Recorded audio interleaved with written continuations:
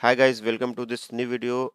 इसमें हम बात करेंगे डीएनएस फ्लो के बारे में। ये वीडियो ट्रबल शूटिंग के हिसाब से है। कि जब हमारे डीएनएस में कुछ प्रॉब्लम आता है, डीएनएस रिजोल्यूशन में कुछ प्रॉब्लम आता है, जब हम सिस्टम पे कोई वेबसाइट एक्सेस नहीं कर पाते हैं, but at the same time हम देखते हैं कि इंटरनेट भी चलता है, कि हम आईपी पिंग कर पा रहे होते हैं। उस केसेस में हम डीएनएस की ट्रबल शूटिंग कैसे करेंगे, उसको जानने के लिए ज़रूरी है कि हम डीएनएस के फ्लो को समझें कि जब कोई डीएनएस रिजोल्यूशन होता है तो किस क्या क्या स्टेप्स होते हैं उसके। तो हमने जैसे ये आप देख रहे हो डायग्राम लिया हुआ है यहाँ पे।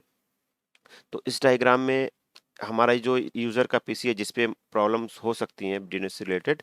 सो नॉर्मली क्या होता है कि हम जब कोई वेबसाइट इंटर करते हैं www.example.com या कोई भी दूसरी वेबसाइट, तो उसमें होता ये है कि हमारा सिस्टम डोमेन नेम से कनेक्ट नहीं कर पाता, तो हमें उसके लिए आईपी की ज़रूरत पड़ती है जो आईपी एसोसिएटेड है इस डोमेन नेम से। तो इसको हम नॉर्मली अगर वेबसाइट बोलते हैं तो ये ए रिकॉर्ड होता है, बस बहुत टाइप के डीएनएस रिकॉर्ड होते हैं। बट हम सिंपली चेक करते हैं कि जब हम कोई वेबसाइट इंटर करते हैं तो हमें उसके लिए एक आईपी चाहिए होता है, तभी हम उस वेबसाइट के सर्वर को कनेक्ट कर पाएंगे। उसके लिए होता है हमारा डीएनएस लुकअप। तो जब हम पहली बार अपने सिस्टम में वेबसाइट ओपन करते हैं या ट्राई करते हैं यूआरएल, तो उसके लिए डीएनएस क्वेरी जनरेट होती है। और उस before the DNS query is generated, उससे पहले हमारा मशीन क्या करता है कि वो अपने इंटरनल होस्ट फाइल में चेक करता है कि इस डोमेन से रिलेटेड मेरे पास कोई एंट्री है कि नहीं। कि हम मैन्युअली इस डोमेन को लेकर के अपने कंप्यूटर में ही एक डीएनएस एंट्री बना सकते हैं कि जब हमारा ब्राउज़र इस डोमेन पे जाए तो हम जो होस्ट में एंट्री हमने की है उसी आईपी पे कनेक्ट करें। होस्ट फाइल कैसी होती है मैं आपको दिखा देता हूँ। मैंने यहाँ पे तो ये इस तरह की होस्ट फाइल होती है हमारी। आप देख लो तो सब सिस्टम में, चाहे वो लाइक लाइनक्स के सिस्टम हो, विंडोज़ मशीन हो, मैक हो, उस सब में एक होस्ट फाइल होती है। होस्ट फाइल में इस तरह की एंट्री होती है। जैसे हमारे यहाँ पे मान लीजिए example.com है। अगर मैंने यहाँ पे मान लीजिए कि एक आईपी डाल दिया यहाँ पे 1.1.1 और स्पेस दे करके मैंने यहाँ पे www.example.com लिख दिया। अब अगर इसको सेव कर दूंगा, उसके बाद जब मैं अपने सिस्टम में इस www.example.com को ओपन करूंगा, तो इसका जो आईपी मुझे मिलेगा, जिस आईपी पे मैं कनेक्ट करूंगा, वो आईपी ये होगा। क्योंकि ये आईपी इससे एसोसिएटेड नहीं होगा, तो हो सकता है वेबसाइट ओपन ना हो, बट रिजोल्यूशन में मुझे आईपी वही मिलेगा। तो कुछ केसेस में जब मान लीजिए हम कोई वेबसाइट नहीं बनाते हैं, हम डीएनएस में चेंज नहीं करना चाहते, डोमेन के माइग्रेट नहीं करना चाहते, तो हम क्या करते हैं कि होस्ट फाइल में आईपी डाल के जो नया सर्वर होता है उसका चेक कर लेते हैं। तब हम अपने सिस्टम में जब ओपन करेंगे तो उसी नए वाले सर्वर से हमारी वेबसाइट ओपन होगी। तो जो भी हम आईपी यहाँ पे डोमेन के साथ डाल देंगे रिजोल्यूशन के टाइम पे, हमें यहाँ पे वही आईपी मिलेगा। तो एक तो हमारा ये होस्ट फाइल, और सबसे पहले हमारा सिस्टम अपनी होस्ट फाइल में ही चेक करता है कि डीएनएस की क्या एंट्री है वहाँ पे।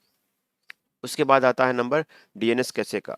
डीएनएस कैसे होता है जो हमारे सिस्टम में, उसमें चेक करता है कि एंट्री है कि नहीं। हम अपने सिस्टम में जब हम कोई वेबसाइट ओपन करते हैं, जैसे हम मान लीजिए हमने पहले कभी ओपन किया होगा www.example.com, तो उसकी एक जो है हमारे कंप्यूटर में एक कैश बन जाता है। उसको उस कैश में इसकी एंट्री कुछ टाइम तक रहती है। तो जब होस्ट फाइल में इसको नहीं मिलेगी तो देखेगा कि मेरे जो डीएनएस का कैश है उसमें ये एंट्री है कि नहीं। अगर वहाँ पे एंट्री है तो ये वहाँ से लेगा। हम विंडोज़ में इस कमांड के थ्रू अपने डीएनएस कैश दे सकते हैं। तो जो जो वेबसाइट्स मैंने ओपन की होंगी, यहाँ पे देखिए उसकी सारी एंट्री डीएनएस कैसे कैश पे है। या देखिए मैंने मान लीजिए जो ये अगर ओपन किया था, तो उससे रिलेटेड यहाँ पे एक ये डीएनएस रिकॉर्ड यहाँ पे प्रेजेंट है। डीएनएस डॉट गूगल का आप देखिए यहाँ पे प्रेजेंट है। या इस तरह के जो भी मैंने ओपन किए होंगे उसके यहाँ पे सारे रिकॉर्ड प्रेजेंट है। तो सेकेंडली हमारा मशीन इस कैश में चेक करेगा कि यहाँ पे हमारे पास रिकॉर्ड है कि नहीं। अगर वहाँ पे रिकॉर्ड मिल गया तो ये वहाँ से ले लेगा आईपी एड्रेस। अगर वहाँ पे भी नहीं मिलता है, उसके बाद जो प्रोसेस होता है कि हमारे पीसीज में हम आईपी के साथ साथ डीएनएस भी कॉन्फ़िगर करते हैं। नॉर्मली हम एक डीएनएस तो एटलीस्ट करते ही हैं, लेकिन कभी कभी हम क्या करते हैं कि प्राइमरी और सेकेंडरी भी कर देते हैं। दो की अगर हमारा एक डीएनएस काम नहीं कर रहा हो, एक डीएनएस डाउन हो, तो हम दूसरे पे कर लें। तो ये जो डीएनएस होता है ये लोकल डीएनएस हो सकता है या पब्लिक डीएनएस हो सकता है, जो फ्रीली अवेलेबल है पब्लिक डीएनएस, जैसे 8.8.8 होता है या 1.1.1। उस तरह के डीएनएस हम यूज़ कर सकते हैं। या फिर कुछ आईएसपीज भी अपना डीएनएस प्रोवाइड करते हैं। बट यहाँ पे जो भी डीएनएस हो उससे मतलब नहीं। अगर लोकल डीएनएस है तो मोस्टली हो सकता है कि वो आपके इन्वायरमेंट में ही रखा हो, तो आप डायरेक्टली उस इन्वायरमेंट में, लाइक अगर मान लीजिए हम एग्जांपल के तौर पे लेते हैं कि ये डीएनएस हमारा प्राइमरी हमारा ये लोकल डीएनएस है, और ये जो डीएनएस है हमने हमारा इसका आईपी वही है 192.168.1.1, सॉरी 1.100। तो ये हमारा है और ये हमारे लोकल नेटवर्क में है, या अगर ये 8.8 डॉट भी होता तो ये हमारे लोकल नेटवर्क में नहीं होता, कहीं क्लाउड पे है। फिर भी दोनों केस में क्या होगी, हमारी जो सिस्टम से क्वेरी जनरेट होगी डीएनएस के लिए www.example.com के लिए, वो जाएगी इस डीएनएस सर्वर पे जो हमारा प्राइमरी डीएनएस सर्वर कॉन्फ़िगर्ड है।